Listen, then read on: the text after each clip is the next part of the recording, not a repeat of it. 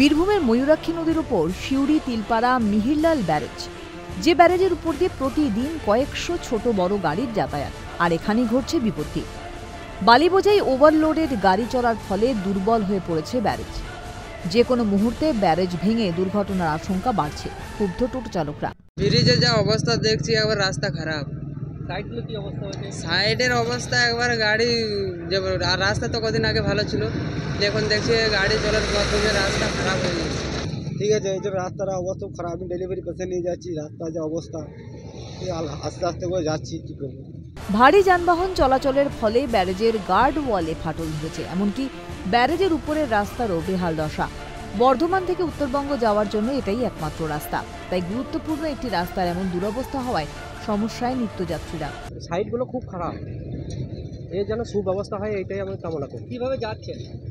খুব স্লো করে যেতে হচ্ছে, আর খুব রিস্ক, জীবনে ঝুঁকি নিয়ে যেতে।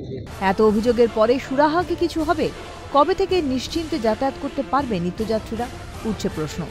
বীরভূম থেকে ভোলানাথ চক্রবর্তীর রিপোর্ট, ক্যালকাটা নিউজ।